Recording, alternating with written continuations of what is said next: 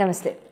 September నెలలో రాశి ఫలాలు ద్వాదశ రాశి వాళ్ళకి కూడా ఏ రకంగా ఉండబోతోందనేది తెలుసుకుందాము. మరి అయితే సెప్టెంబర్ నెలలో మనకి గ్రహాలన్నీ కూడా ఏ రకంగా సంచరిస్తున్నాయి, ఏ రకంగా వాటి యొక్క సంచారం యొక్క ఫలితాలు 12 రాశుల వాళ్ళకి కూడా ఏ క్షేత్రాల్లో అంటే ఏ డొమైన్స్లో ఏ ఫంక్షన్స్లో లైఫ్లో మనకి అతి ముఖ్యమైనవి అయిన career, finances, marriage, love and then health, ఇటువంటి డొమైన్స్లో మీ అందరికీ కూడా ఎటువంటి ఫలితాలు ఉండబోతున్నాయి అనేది ఈ వీడియోలో చక్కగా తెలుసుకుందాం.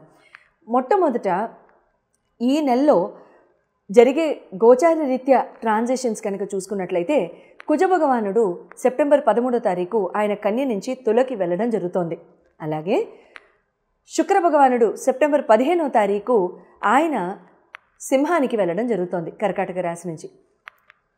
30వ తారీఖు ఆగస్టు 30న బుధ భగవానుడు ఆయన సింహరాశిలోకి అంటే కేతుతో పాటు సింహరాశిలోకి వెళ్ళడం జరుగుతోంది. అంటే బుధ శుక్రుల యొక్క కలయిక సింహంలో జరగబోతోంది.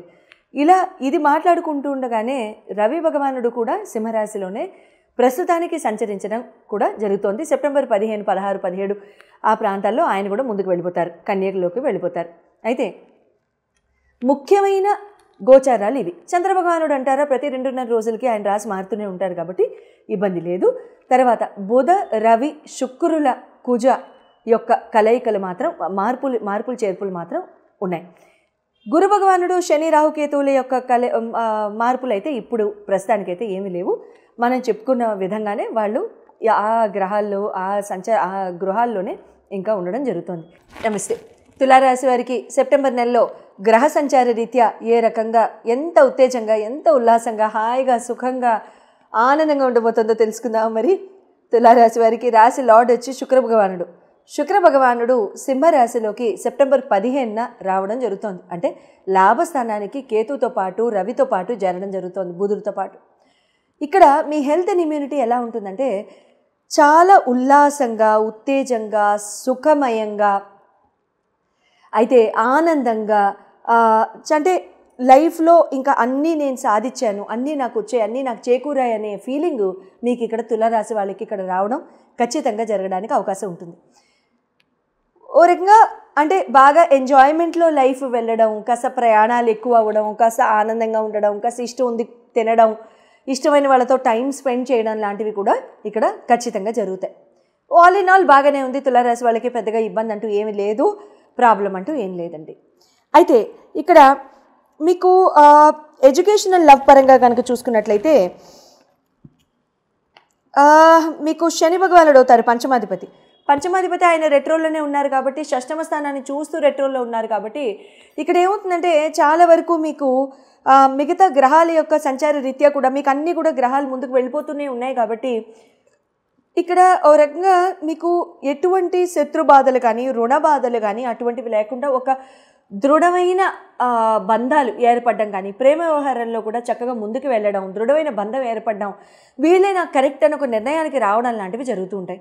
అదే రకంగా ఎడ్యుకేషన్ పరంగా, విద్య పరంగా కూడా చూసుకున్నట్లయితే మీరు చదువుతున్న దాంట్లో మీరు మంచి గ్రహించడం, లేకపోతే మీరు నేర్చుకుంటున్న కోర్స్ కానివ్వండి, సర్టిఫికేషన్ కానివ్వండి, ఏదైనా సరే చాలా చక్కగా మీరు చేసుకోగలగడం లాంటివి సంపూర్ణంగా జరగడానికి అవకాశాలు ఉంటూ ఉంటాయి.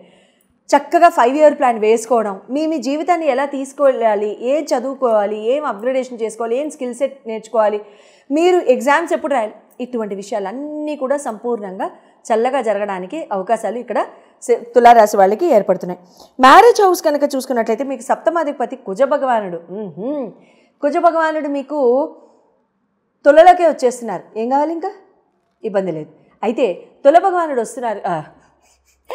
కుజ భగవానుడు వస్తున్నారు కాబట్టి తులలోకి మీకు సప్తమ స్థానాధిపతి అయిన కుజ భగవానుడే వస్తున్నారు కాబట్టి ఆ పర్టిక్యులర్ మనిషితో అంటే మీకు అంటే ఎవరితో అయితే మీకు బంధం ఆల్రెడీ ప్రేమ వ్యవహారాలు ఉన్నాయో, లేకపోతే ఏర్పడ్డాయో, లేకపోతే బంధం ఏర్పడుతోందో, ఏర్పడబోయిందో, అటువంటివి ఇక్కడ ఆ మనిషితో మీకు చాలా చక్కగా ఇంకా ఈ ఆడవాళ్ళైతే మగవాళ్ళైతే ఆడవాళ్ళు, వీరే నాకు తగిన వ్యక్తి అని మీరు స్ట్రాంగ్గా మీ బ్రెయిన్లో ఒక ముద్ర వేసుకోవడం లాంటివి ఇక్కడ జరగడానికి అవకాశాలు ఉంటూ ఉంటాయి.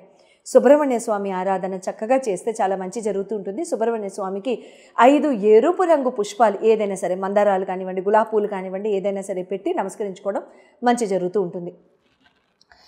ఇక్కడ మీకు మీ ప్రేమ వ్యవహారాల్లో, మీ వైవాహిక జీవితంలో కూడా మీ ప్రేమ పూర్వకంగా ఉన్న మనిషితోనే మీరు ముందుకు వెళ్ళడం జరుగుతుంది.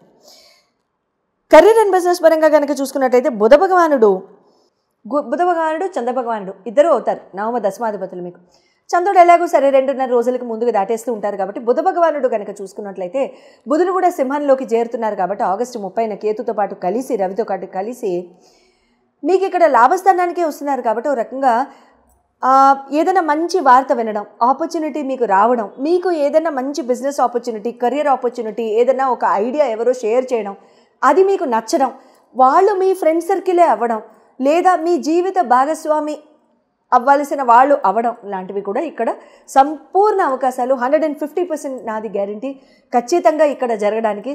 పక్కనే వాయిద్యాలు కూడా అవుతున్నాయి. ఇక్కడ మా దగ్గర ఇక్కడ ఇవాళ గణేష్ నవరాత్రి జరుగుతోంది కదా, శివపార్వతుల కళ్యాణం, చక్కగా వేడుకంతా జరుగుతోందనమాట. ఆ వాయిద్యాలు చక్కగా వింటూ నేను బ్యాక్గ్రౌండ్లో నేను మా యూనిట్ చాలా చక్కగా ఎంజాయ్ చేస్తూ మేము చేస్తున్నాం అనమాట. సో అందరికీ కూడా శివపార్వతుల యొక్క సంపూర్ణ అనుగ్రహం కలగాలని మనస్ఫూర్తిగా ఆశిస్తూ, కెరీర్ అండ్ బిజినెస్ పరంగా కూడా ఆపర్చునిటీ అవన్నీ కూడా చాలా చక్కగా వస్తూ ఉంటాయి. సంపూర్ణంగా దివ్యంగా మంచిగా మీరు ఒక నిర్ణయం తీసుకుని, తెలివైన నిర్ణయాలు తీసుకుని ముందుకు వెళ్ళడం లాంటివి చాలా చక్కగా జరుగుతూ ఉంటాయి. అండ్ మీకు అవి నచ్చుతాయి. ఇన్నాళ్ళు ఉన్న కన్ఫ్యూజన్ అంతా కూడా దూరం అయిపోతూ ఉంటుందన్నమాట. మీకు మీ జన్మజాతకాలు కనుక చూపించుకోవాలనుకుంటే స్క్రీన్ మీద డిస్ప్లే చేయబడిన నంబర్స్కి కాల్ చేసి అపాయింట్మెంట్ తీసుకోవచ్చు. శుభం. ఫైనాన్షియల్గా చాలా సంవత్సరాల నుంచి ఇరుక్కుపోయామండి. ఫైనాన్షియల్గా చాలా సంవత్సరాల నుంచి ఇవ్వాల్సిన వాళ్ళు ఇవ్వడం లేదు, డబ్బు చేతికి రావాల్సినది కూడా రావటం లేదు. యాన్సెస్ట్రల్ ప్రాపర్టీస్లో, భూమి ప్రాపర్టీస్లో కానీ, భూమికి సంబంధించిన ఇతరోత్తర ప్రాపర్టీస్లో కానీ తగాదాలు, కుటుంబ సభ్యులతో తగాదాలు, లేకపోతే మాకు రావాల్సింది లేదు, ఒకప్పుడు బాగా బతికాం కానీ తర్వాత ఇంకేదో రకంగా పరిస్థితులు కాస్త మారాయి, కొంచెం నెగిటివ్గా వద్దు, కాస్త మారాయి ఏదో కొంచెం అలాంటివి. అప్పుడు ఇంకా చాలా చక్కగా మీరు బాగా ఫైనాన్షియల్గా ఎదగాలి అనుకున్నప్పుడు మీరు ఏం చేయొచ్చు అని అంటే, ధనియాలు ఉంటాయి కదండి, ధనియాల్ని చక్కగా మీరు ఏదైనా కాస్త తడి మట్టిలో మీరు నాటేసేసేయండి. కొద్ది రోజుల్లోనే మొలకలు వచ్చేస్తాయి. ఆ మొలకల్ని కాస్త పెంచండి, ఆ ఎదగడం చూడండి. ఎన్ని రోజులు చూస్తారు? ఒక వారం రోజులు, ఒక 40 రోజులు అట్లా చూస్తూ ఉండండి. 15 రోజుల నుంచి 30 రోజుల వరకు అయితే తేడా కనపడుతుంది. ఆ 15 రోజుల నుంచి 30 రోజుల వరకు తేడా కనిపించిన తర్వాత ఎట్టి పరిస్థితుల్లో ఆ ధనియాల యొక్క మొక్కల యొక్క ఆ పాట్స్ ఉంటాయి కదా, ఆ పాట్స్ని తీసుకెళ్ళిపోయి ఆ మొక్కలతో పాటుగా మీరు ఏదైనా ప్రవహించే నీటిలో వేసేసేయండి. ప్రవహించే నీటిలో వేసేసిన తర్వాత దాన్ని మళ్ళీ అదే ప్రాసెస్ని మళ్ళీ రిపీట్ చేసుకోండి. ఇలా ఎన్నాళ్ళు చేయాలి? ఖచ్చితంగా ఒక 11 నెలల వరకు చేసుకోండి. ఇలా 11 నెలల వరకు చేసుకుంటే మీకు రావాల్సిన డబ్బు అందడం దగ్గర నుండి, మీకు ఉన్న భూమి తగాదాలు కానివ్వండి, యాన్సెస్ట్రల్ ప్రాపర్టీస్ యొక్క తగాదాలు కానివ్వండి, అన్నదమ్ముల మధ్యలో తగాదాలు కానివ్వండి, ఆస్తిపాస్తుల కోసం ఈ పెద్దవాళ్ళు కొట్టుకోవడం కానివ్వండి, ఏదైనా సరే అవన్నీ కూడా ఖచ్చితంగా తీరిపోయి మీకు రావాల్సిన డబ్బు అంతా వస్తుంది. తర్వాత మళ్ళీ చేసుకుంటూ ఉండొచ్చా? చేసుకోవచ్చు, కానీ ఊరికినే మన మొక్కల్ని వేస్ట్ చేయాల్సిన అవసరం లేదు. ధనియాల్ని ఎందుకు వాడుతున్నాం? ఫాస్టెస్ట్ గ్రోయింగ్ క్రాప్ కాబట్టి, అది చాలా త్వరగా పెరుగుతుంది కాబట్టి, అది అంత త్వరగా పెరుగుతుంది కాబట్టి అంత త్వరగా మన డబ్బు యొక్క పరిస్థితి కానివ్వండి, మన డబ్బు యొక్క నిల్వ చేసుకునే ఆ గుణం కానివ్వండి, లేకపోతే ఆ శక్తి కానివ్వండి మనకు కూడా పెరగాలని చెప్పి మనం ఇక్కడ ఈ రెమెడీ చేస్తున్నాం. సో ఖచ్చితంగా మినిమం ఒక 11 నెలలు. ఏ రోజు మొదలు పెట్టాలని ఏం లేదండి. అమావాస్య రోజు కూడా మొదలు పెట్టచ్చు, ఇబ్బంది ఏం లేదు.